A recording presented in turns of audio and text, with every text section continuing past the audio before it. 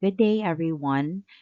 So, we have already discussed the first few topics on chapter 3, which is organizational leadership. So, we have already tackled about the definition of organizational leadership. We have also discussed about the four factors of leadership, the leader and its role, and lastly, the importance of organizational leadership. So, for the continuation of our discussion for chapter 3 about organizational leadership, we will now be talking about the important keys to effective leadership, leadership principles, as well as the six types of power for leaders. So, now let's start first with the important keys to effective leadership. Before we tackle about the important keys to effective leadership, let's bear in mind or take note that having a successful leader is a crucial aspect of every organization. Surely, effective leaders are hard to find. So now, here are some of the key elements of a highly effective leader. Number one, or the first important key to effective leadership, is having the ability to delegate tasks. So the key to leadership success is to learn to effectively delegate both the responsibility for completing assignments and the authority required to get things done. So meaning to say, as a leader, you should have the skill of assigning responsibilities or jobs to others while you are still maintaining overall accountability and oversight in the organization. So by delegating tasks to others, the workload is shared and team spirit thrives. So let's say or let's imagine you're a team leader with a big project to complete. So instead of just trying to do everything yourself in completing this big project as a team leader, you're going to identify tasks that others can handle effectively, which is, of course, will be based on their skills and strengths. Now, you're going to assign them these tasks to team members, empowering them to take ownership and contribute to to the project's success. So, by delegating tasks, it also involves trusting others to complete their assigned responsibilities while providing guidance, support, and resources as needed as their leader. So it is important to note that the right task again must be assigned to the right person so that it can be completed correctly, effectively, and in a timely manner. So effective delegation is which it will also involves clear communication, setting expectations, and providing necessary resources and support. So by having this ability to delegate tasks, it helps distribute workload efficiently. It will also improve team productivity and it will build trust and collaboration among team members. The next key to effective leadership is having an excellent communication. So we have already discussed in the previous topic that we have or that we had for organizational leadership, which is part of the four factors of leadership, which is communication. So we have learned that the leader need to lead through two-way communication, meaning there is an involvement or engagement or communication that's happening between not just only the leader to his followers or subordinates, but it's going to be vice versa. So, an effective leadership is one which communicates well across a variety of different media, such as telephone, email, and face to face. So, staff need to be able to grasp the purpose, the directions, and the end goal of any project in order for it to be completed successfully. In short, for a leader to have an excellent communication, a leader should have that ability to convey those information clearly, effectively, and with impact. Without excellent communication skills, managers will have an extremely difficult time establishing and maintaining a productive work environment. So think of excellent communication as being able to express your thoughts as a leader, the ideas and messages in a way that is easy to understand and leaves a positive impression on others or to your followers or subordinates. Same goes with your followers. They should also have an excellent communication skills, not just you as a leader. Likewise, becoming a good listener is essential to becoming a good communicator. Listening is an active exercise. It involves using not only your ears, but your heart and eyes as well. So you, as a leader, you need to be empathetic and consider the message from perspective of the person who is delivering it.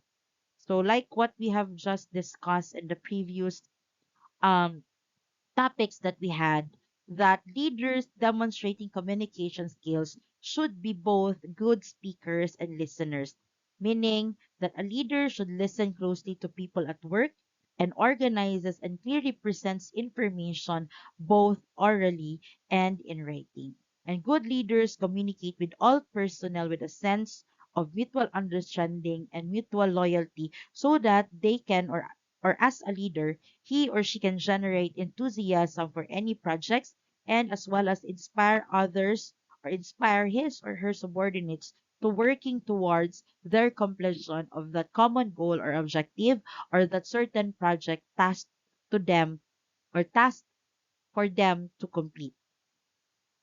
So, an excellent communication, it will also involves clarity, conciseness, listening, listening as an active exercise, empathy, nonverbal communication, and having that feedback or you as a leader will seek and provide feedback to ensure that communication is effective and will allow for adjustments and improvements.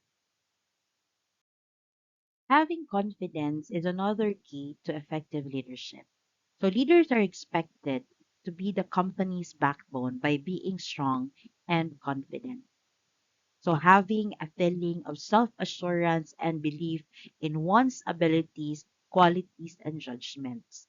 We have discussed that in chapter 1 about the self-efficacy theory that as an individual or as a person, you should always have that belief or ability or that having confidence in yourself that you can execute a plan of action or let's say for example you believe in yourself that you have ability to succeed in a particular situation. Managers are expected to support and carry an organization through both the good times and the bad, while still displaying an assertive and positive demeanor, especially in those situations wherein they are experiencing difficult or challenging situation. No one will follow a leader that isn't self-assured and people can see through a facade of confidence.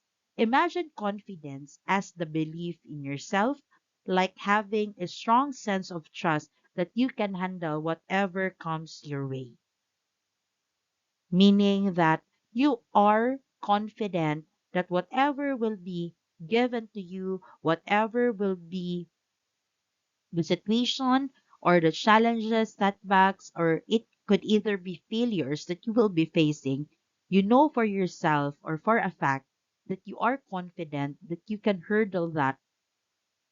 So when you're confident, you feel sure of yourself and your abilities.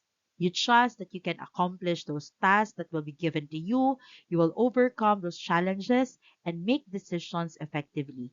Confidence helps you tackle new experiences with enthusiasm. And again, you will be able to face setbacks with resilience.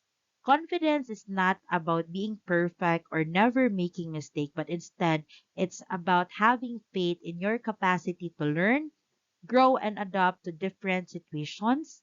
It's like having a sturdy foundation that supports you as you navigate through life's ups and downs. So, as confident leaders are generally happier, create better relationships, remain open to risk, they accept feedback, think for themselves, recognize success, and are motivated. Being honest or honesty is another important key to effective leadership. When a leader makes a statement or takes a particular decision, all team members must be able to believe that the leader will follow through and keep his or her word. It says or it means that the leader is being truthful, sincere, and straightforward in his words, actions, and intentions towards his or her word or to his or her followers. Imagine honesty as being honest and genuine in everything you say and do, much like how clear glass reveals what's inside without any distortion. So that is how we are going to explain what is honesty is all about. When someone is honest, they tell the truth even when it's difficult or uncomfortable. They don't deceive or mislead others, especially their followers or subordinates or even their team members, and they take responsibility for their actions, admitting mistakes when it occur or when they occur. If the followers feel that their leader is dishonest without due explanation, then it will create an environment of distrust. Then this can lead to high employee attrition, meaning to say there will be employees who will be resigning from their jobs or roles because of dishonesty and further problems, and it will become an expense for the organization. That is the reason why honesty builds trust and credibility in relationships, because people know they can rely on someone who is honest, unlike someone who is being dishonest toward them. It fosters open communication and strengthen connections between individuals and within the organization who has a leader who is being honest towards all his team members, and that he or that leader will follow through and keep his or her word. Another key important effective leadership is creativity, or a leader being creative. So unexpected events occur that require adjustments to be made to previous decisions that were made or current plans of actions. So at this time, leaders must be able to step up to the plate quickly and think creatively to come up with stable solutions as staff turn to them for support and guidance. So as the leader, you should have the ability to generate new ideas, concepts, and solutions that are original, valuable, and oftentimes unexpected. So, if you're going to think about creativity, it is a spark of imagination that ignites when you combine different thoughts, experiences, or let's say elements in unique ways, much like mixing colors to create a new shade. In short, creativity involves breaking free from conventional thinking and exploring alternative perspectives or possibilities, or what we normally hear or what we already know, thinking outside the box. So it's about seeing things differently and finding innovative ways to express yourself, solve problems, and create something new. So creativity, it's again about embracing curiosity, taking risks, and letting your imagination soar to unleash your full potential and for you to be able to provide decisions whenever there are unexpected events that will occur or will happen, and for you to be able to adjust and adapt to those situations. Next important key to effective leadership is innovation. It typically means always seeking ways to improve the organization, but we all know that it is the process of creating new ideas, methods, or even products or services that bring about positive change and add value to individuals, organization, as well as in our society. As an innovative leader emphasizes quality over quantity in their own work and takes initiative in looking for ways to improve in all areas of their organization, from human resource management to supply chain efficiency to customer service. So let's think of innovation here as finding new ways to solve problems or improve existing processes, just like those what we have in an organization, just like inventing a new tool to make tasks easier, or creating a new product that meets people's needs in a better way. So innovation now, it involves being creative, thinking outside the box, and exploring new possibilities. So an innovative leader, they proactively create a culture of innovation by being open to others' ideas. So they recognize that an innovative idea can come from anyone within the organization. So it's all about turning ideas into action and making meaningful improvements, or even it will drive advancements that benefit not just only the individuals, but also the organizations and the society as a whole. Part also of an important key to effective leadership is vision. So it is a clear and inspiring picture of what an individual, a team, or an organization hopes to achieve in the future. So one of the tasks of our organization's leaders is to set and clearly communicate that vision to invite others to share and implement it. So think of vision as a destination on a map. It's the ultimate goal or aspiration that will guide actions and decisions, much like a lighthouse guides ships through the darkness. So, visionary leaders provide a spark that inspire others to work toward the same goals. So, they also provide the tools to help them to get there. They paint again a picture of how their vision, that clear and inspiring picture, will affect the organization as a whole as well as each individual. It is also imperative for effective leaders to trust their members or teams with the vision, as trusting can be a sign of strength. For example, a company's vision might be to create a world where every person has access to clean water, or a team's vision might be to become the top performers in their industry by fostering innovation and collaboration. So, vision here is about having a clear sense of purpose and direction, which inspires and motivates individuals and groups to work together towards that common or shared goal. And even when faced with challenges or obstacles along the way, they can still achieve or attain the common or shared goals or objectives that they have in an organization. We also inner values as one of the important keys to effective leadership. Inner values, these are the beliefs, principles, and ideals that guide a person's thoughts, actions, and behavior from within. Top organizational leaders emphasize strong family values. So they recognize the values they were given by their families and that work life balance is essential to success. So it means that inner values stem from deeply held beliefs about what is important, meaningful, and true to oneself. So they involve qualities such as honesty, kindness, integrity, empathy, compassion, and even respect for others.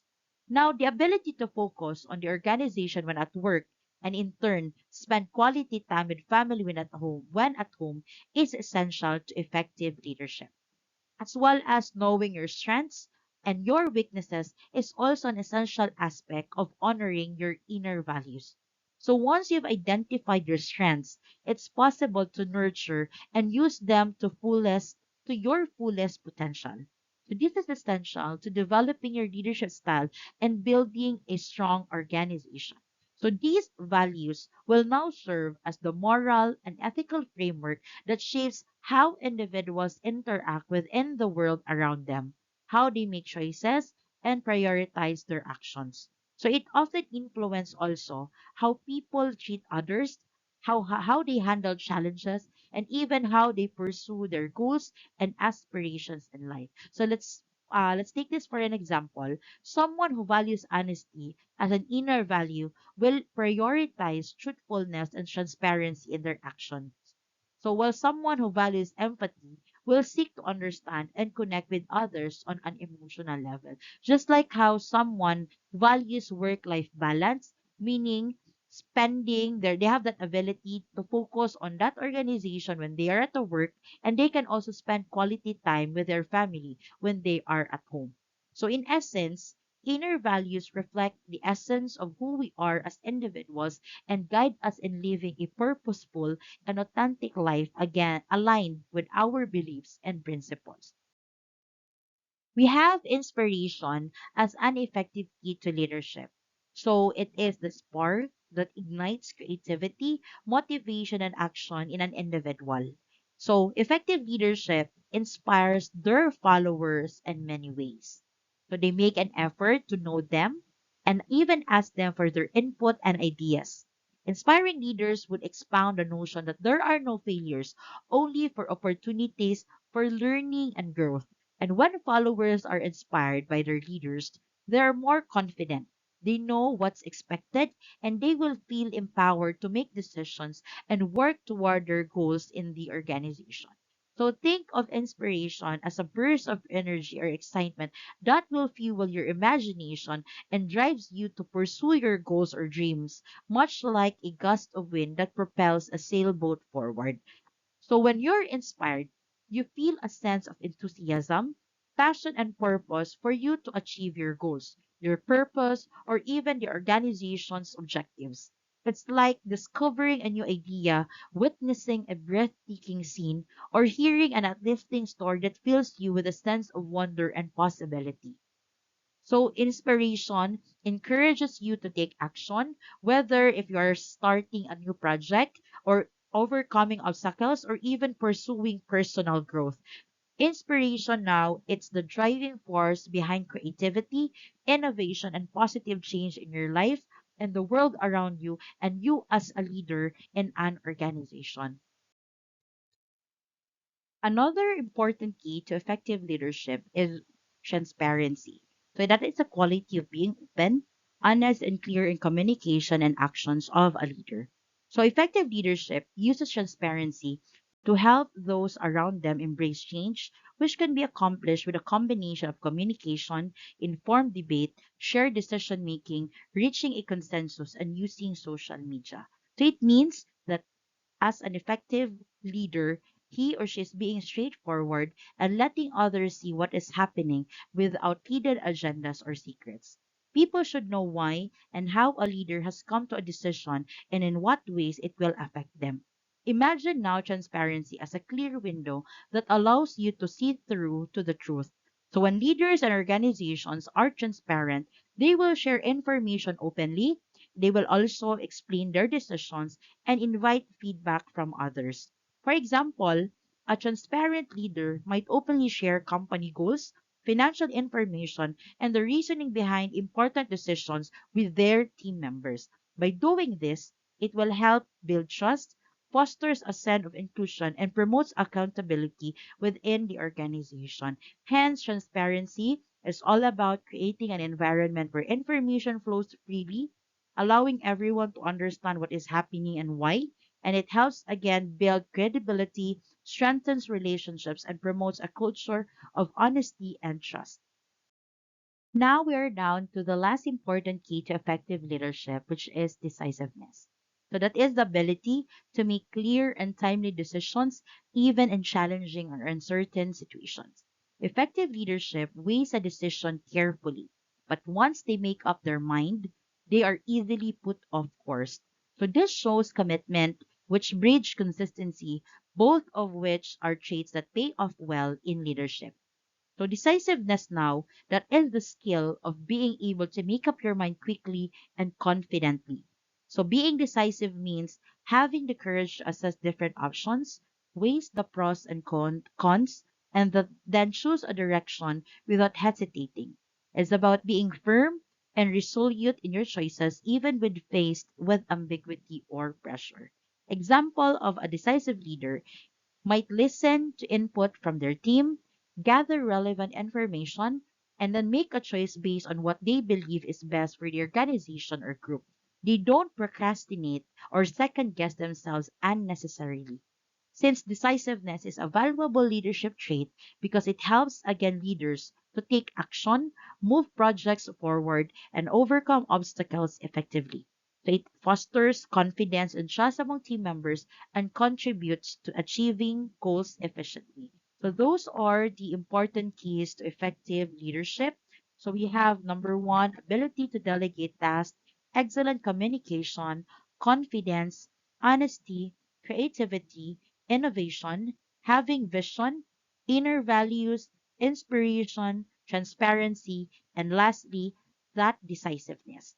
So now we're going to move forward to those leadership principles. We're now going to discuss all about the different leadership principles.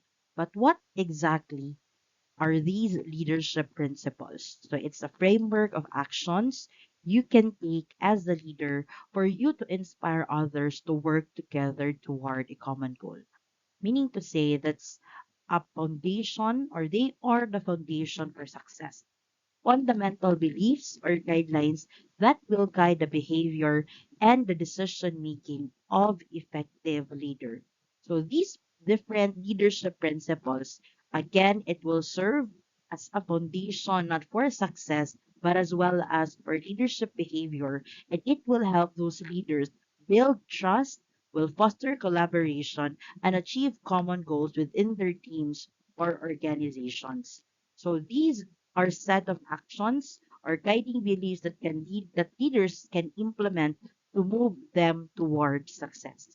So for example, a leader who values integrity will prioritize honesty and transparency in all interactions, while a leader who embraces empathy will strive to understand and support the needs and perspectives of their team members. So, in short, these leadership principles are the timeless and universal guidelines that inform how leaders interact with others, make decisions, and navigate challenges in pursuit of that surge objectives or in achieving the success of an organization. So here are the different or the following leadership principles that are commonly seen as vital or important to success.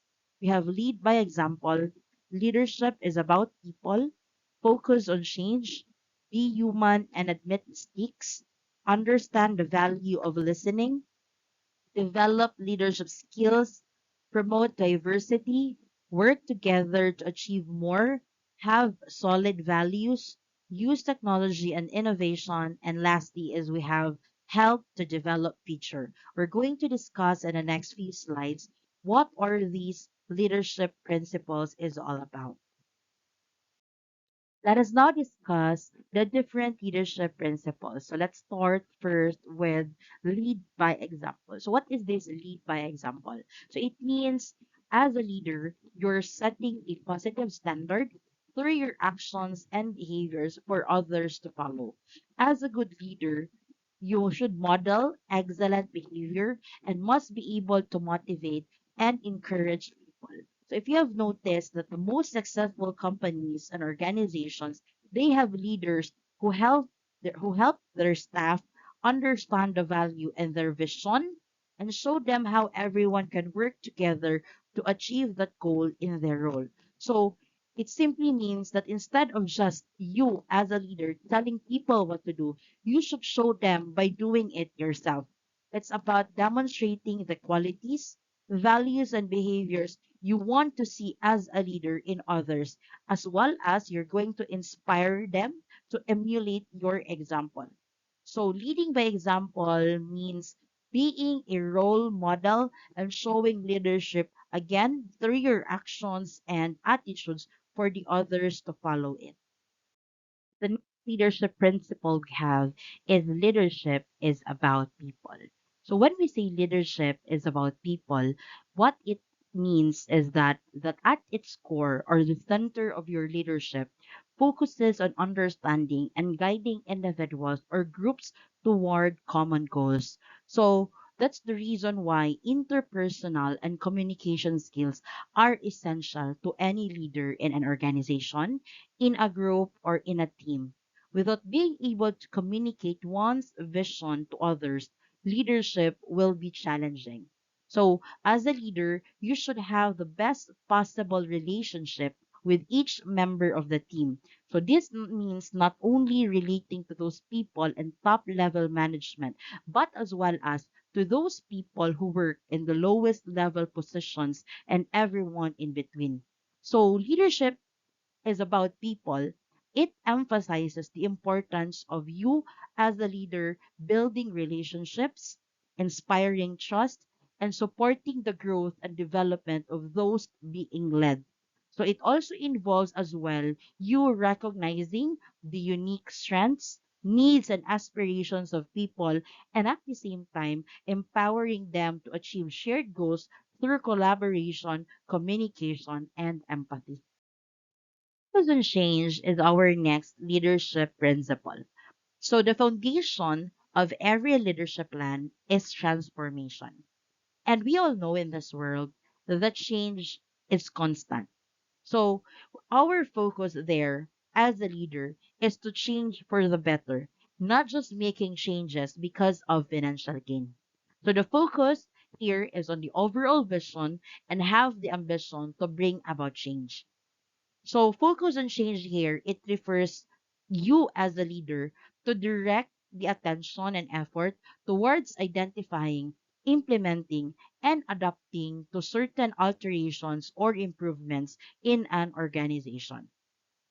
So you're going to concentrate the efforts, resources, and strategies on understanding and addressing the need for change, whether it's in personal development, organizational growth, or societal progress.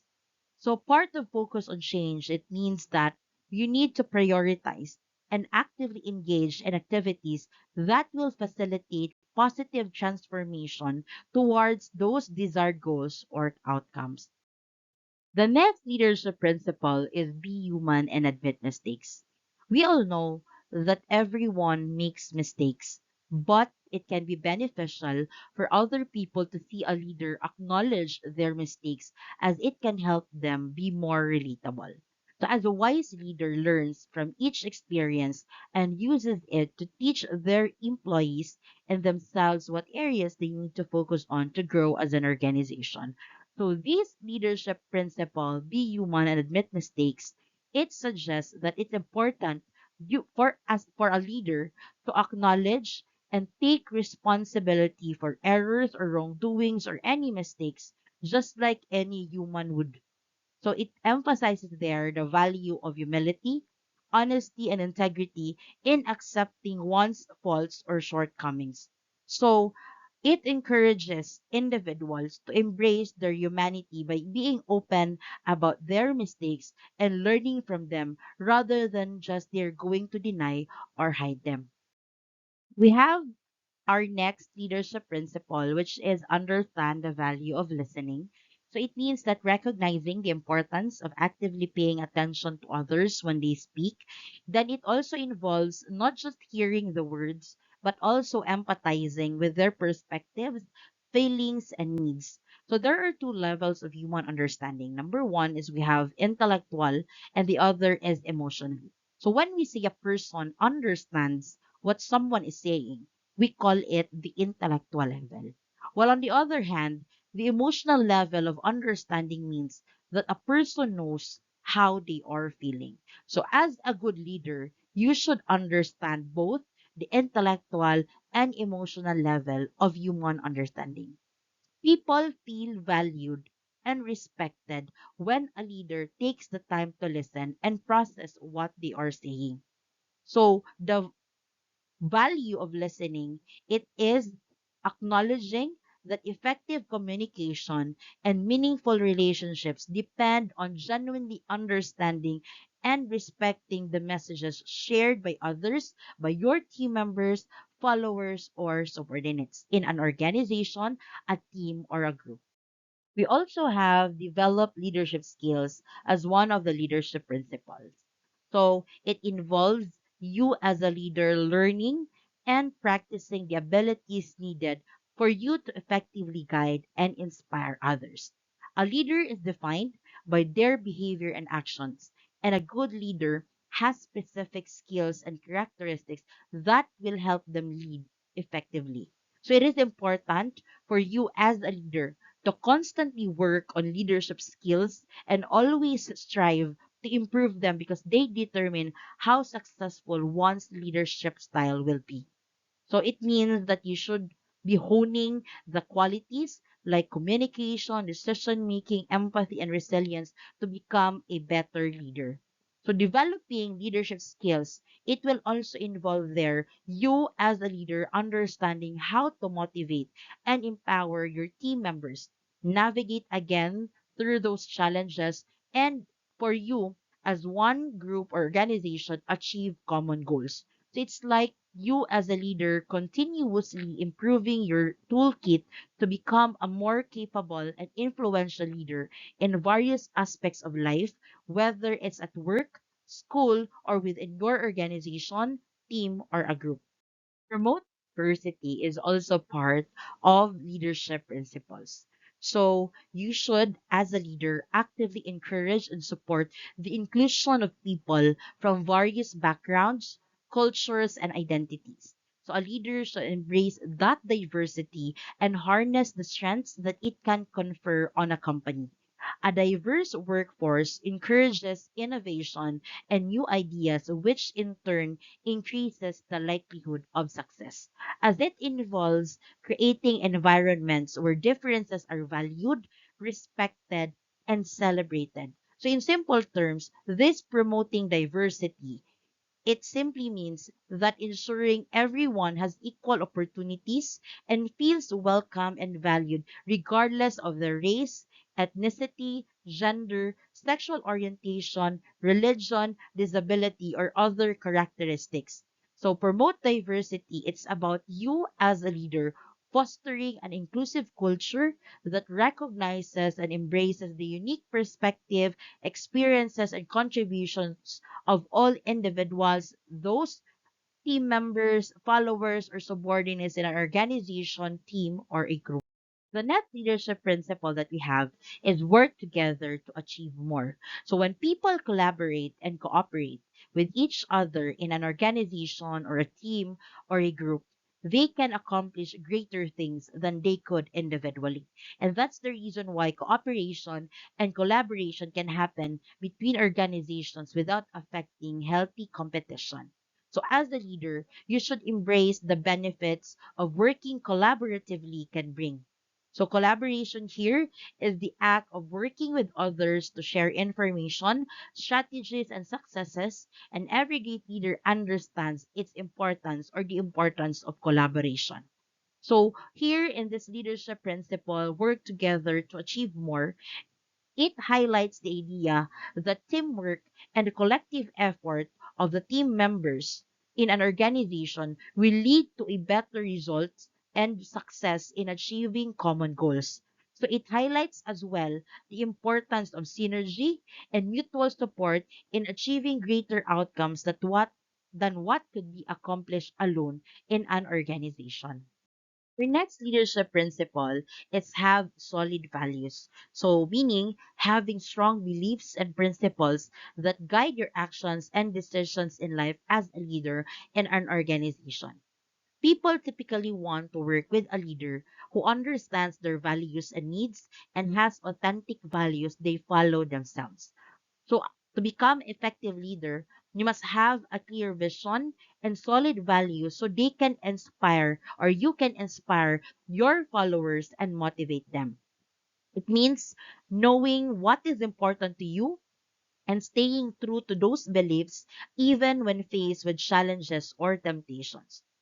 These solid values will provide a moral compass that will help you navigate through difficult situations and make choices that align with your sense of integrity and authenticity.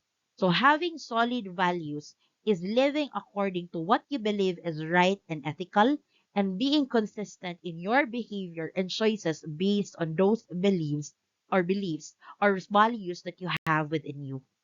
We also have used technology and innovation as part of leadership principle, which is vital to success in an organization.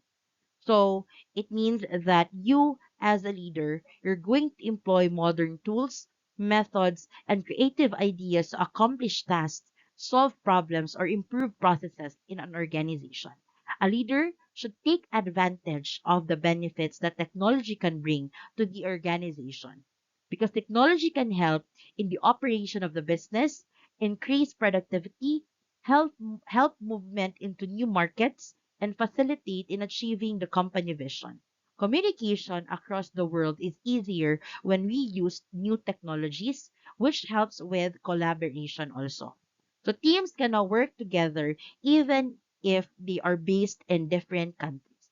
So this leadership principle use technology and innovation. It will now involve or include you as a leader leveraging advancements in technology and exploring new ways of doing things for you to enhance efficiency, productivity, and again, effectiveness in an organization. So it encourages us or you as a leader to embrace innovative solutions, integrate technological advancement into various aspects of work in an organization to achieve desired outcomes and drive progress in an organization. We're down to the last leadership principle, which is help to develop future leaders. So, as a leader, it simply means that you are going to provide support, guidance, and opportunities to nurture individuals who have the potential to become leaders in the future. Which is part of being a great leader, is to make sure there is someone else who can take over the leadership role among the followers when necessary. So, thinking about the future in this way is a strong leadership trait. The organization will benefit from having a plan in place that leaves no time gap when people have no leader to look to. So when employees are educated on how to become leaders, they are motivated to take ownership of their work. So part of this help to develop future leaders leadership principle is offering mentorship, training, education experiences that will help develop leadership skills, qualities, and abilities in people who aspire or who wanted to lead others in the future. The goal here is to empower and prepare individuals to take on leadership roles and make positive contributions to the organization as a whole. We're done now with discussing the different leadership principles which are commonly seen as vital to success. So they are lead by example, leadership is about people, focus on change, be human and admit mistakes, understand the value of listening, develop leadership skills, promote diversity, work together to achieve more, have solid values, use technology and innovation, and lastly, help to develop future leaders. Now we're also down to our last topic in chapter 3 for organizational leadership, which is the six types of power for leaders. So these six types of power, it represent different sources of influence that leaders can leverage to motivate, guide, and lead their teams toward shared goals. So as an effective leader understands how to wield power and what it means when he or she does so. The use of power is one of the many tools at a leader's disposal. So power in itself is neither good nor bad, as it is the wielder that determines if power is used to serve or to undermine a company's goals.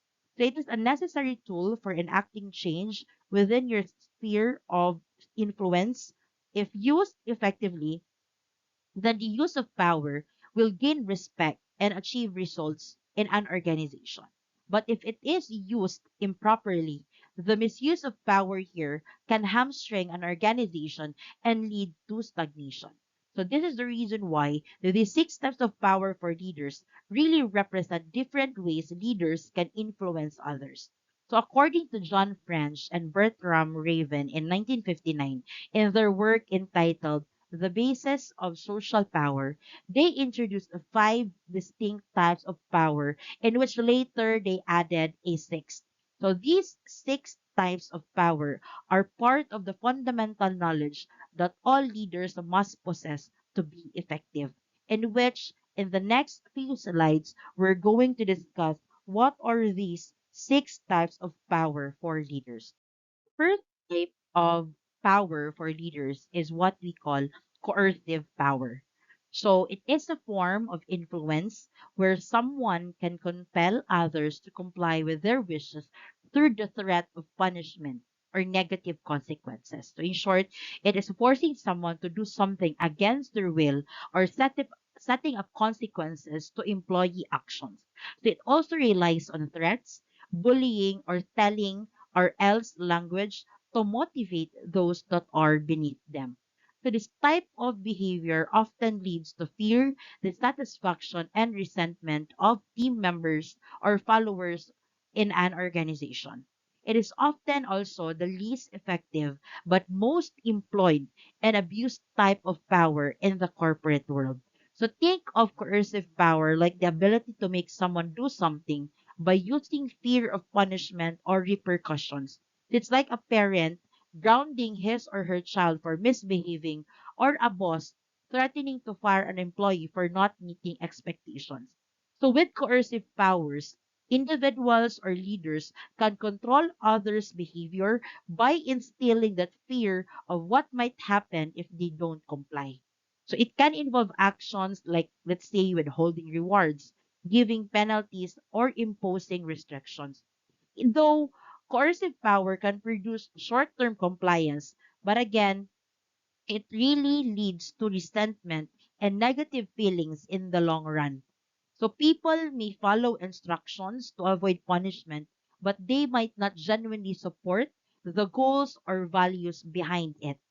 So coercive power, it relies again on the threat of punishment to influence behavior of an employee, but it may not foster genuine commitment or cooperation from others in an organization. Second type of power for leaders is what we call reward power. This is the concept of do this and get that. Or if you do this, you will receive something in return. So it is actually useful as long as the reward is perceived as having value.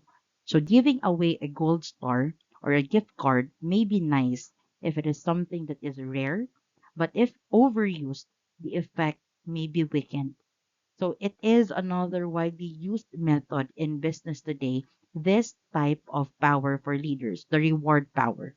Its results are mixed, and it is therefore the second weakest form of power, since it is a type of influence that leaders wield by offering rewards or incentives to motivate others or employees.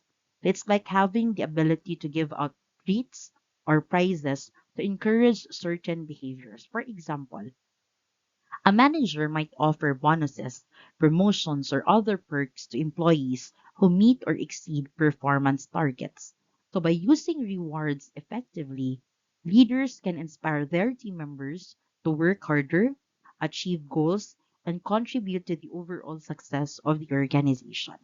So, reward power is also actually a valuable tool for reinforcing positive behavior and fostering a culture of achievement and recognition within an organization, a team, or a group. As long as the reward is perceived as having value, then it will be useful in an organization. The type of power for leaders is what we call legitimate power. So this is the power of position or role. So the authority that a person holds by virtue of their position or role in an organization or group.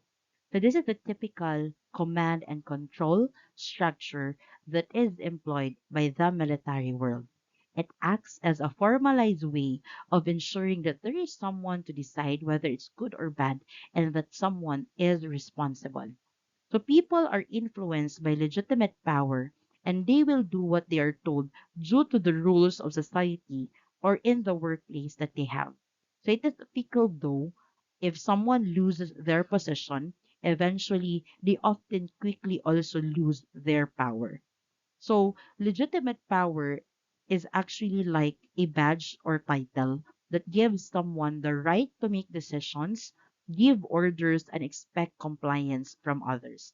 For example, a manager in a company has legitimate power because their position grants them that authority to direct employees, assign tasks, and enforce policies.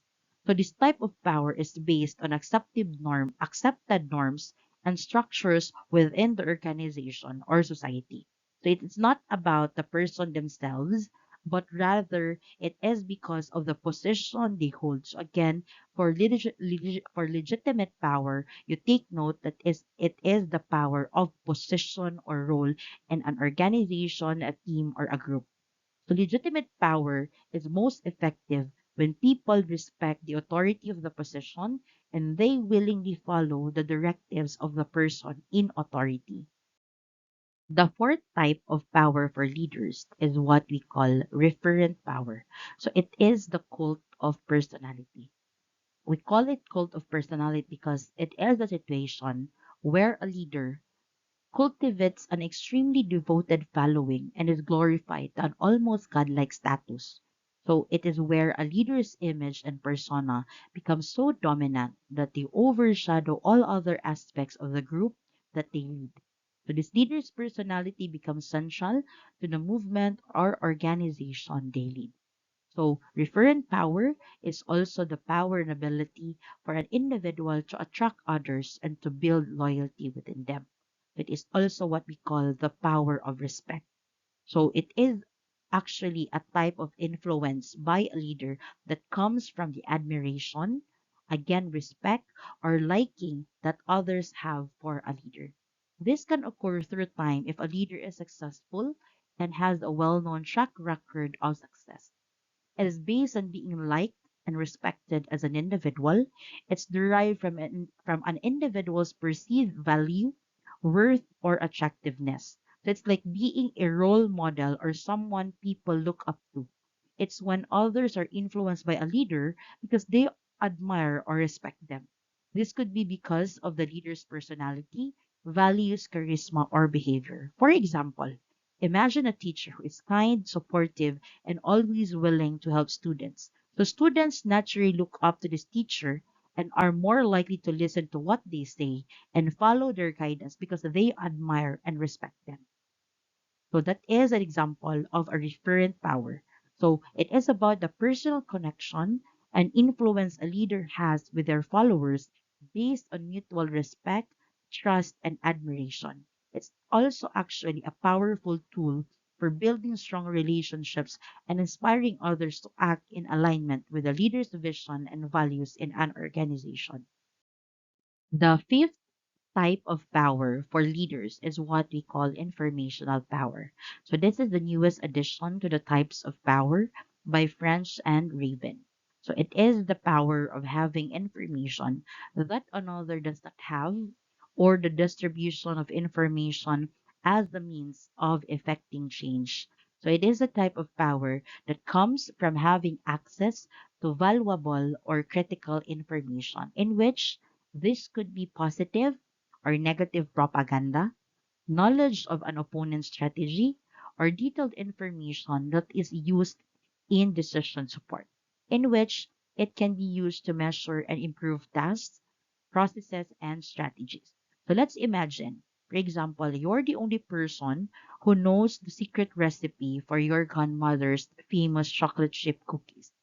So because you possess this unique information about that secret recipe of your grandmother's famous chocolate chip cookies, others might listen to you, follow your instructions, and even seek your approval in the hopes of learning that secret recipe.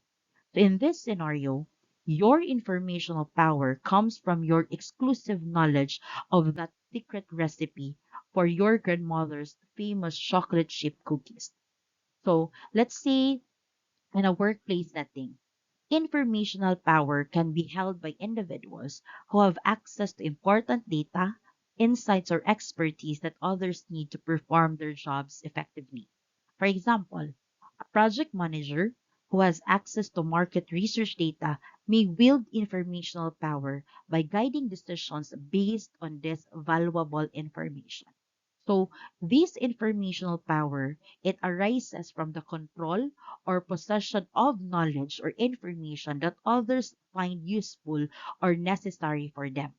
So leaders and individuals who possess informational power can influence decisions, guide actions, and shape outcomes by sharing or withholding information strategically. Now we're down to our last or the sixth type of power for leaders, which is expert power. So it derives from an individual's expertise. So this expert power, it comes from a person's knowledge, skills, or expertise in a specific area. So meaning their level of skill, competence, and experience helps make them trustworthy and influential to others. So again, it is derived from personal traits and is wholly independent of a position in an organization. So expert power only lasts as long as an expert keeps getting good results and is not acting purely for personal gain. So let's say, or imagine you're the go-to person in your group for fixing computers. So your friends and colleagues seek your advice because they know you have that expertise to solve their computer problems. So that's what we call expert power in action. So expert power, it means having the know-how or experience to be seen as credible and trustworthy in a particular field. It's like being the expert people turn to when they need help or guidance in a specific area. So leaders with expert powers or power are respected and admired for their deep understanding and proficiency in their field. So they can influence others by sharing insights, providing solutions, and guiding decisions based on their expertise. So those are the six types of power for leaders. So first is we have the coercive power. Next to it is that we have reward power, legitimate power, expert power, referent power, and informational power. So we're now going to discuss next on the last two slides, which are the French and Raven six forms of power and their differences. Now, in this presentation, you will see here the table, which is the French and Raven six forms of power and their differences. So we have there in the first column, or in that table in the first column, the types of power. So we have there the coercive power, reward power, legitimate power, referent power, expert power, and the informational power. Second column, it is shown there is the power enhanced by organizational position. So it's a question that explores whether a person's authority or a leader's authority or influence is increased based on their position within an organization. In the next column is the power available to those without senior position. So this question, it explores whether individuals who don't hold senior or high-ranking positions within an organization or group still have access to power or influence. And lastly, the last column is the power dependent on surveillance. So this question, it explores whether power relies on surveillance. It means that monitoring or observing people's actions and behavior. So that is what surveillance is meant here in the last column for that question. So we have for coercive power, for is the power enhanced by organizational position? So that's a yes, because the more senior a person is, the greater their ability to punish someone for non-compliance. While for is the power available to those without senior position, so it's only partial, no, or partially, though only if they obtain a personal means of punishing others for non-compliance. While is the power dependent on surveillance? Yes, because to punish someone for non-compliance, you need to be aware of their level of compliance. So for reward power, it's still a yes, that the more senior a person is, the greater their ability to reward someone for compliance. Well, while for the power available to those without senior position, it's similar to coercive power. It's partially because though only through the ability to deliver small reward, such as saying thank you. And it's a yes also that the power is dependent on surveillance because to reward someone for compliance, you need to be aware of their level of compliance also. For legitimate power, it's also a yes, because by their very nature, senior positions embody more legitimacy than junior positions. Partially also for the power available to those without senior position, because though only through social norms such as reciprocity or returning the favor or similar, it happens there the power will be available. And it's a no that the power is dependent on surveillance because legitimate power is independent of observing others. So it will not be dependent or rely on surveillance for legitimate power. Next is for expert power. So it's a no because seniority does not provide any addition to an individual's level of expertise. So, but it's a yes that experts exist at all levels in an organization. Hence, expertise is a very much independent position. So no, that expert power is highly personal and totally independent of others, hence the power is not dependent on surveillance.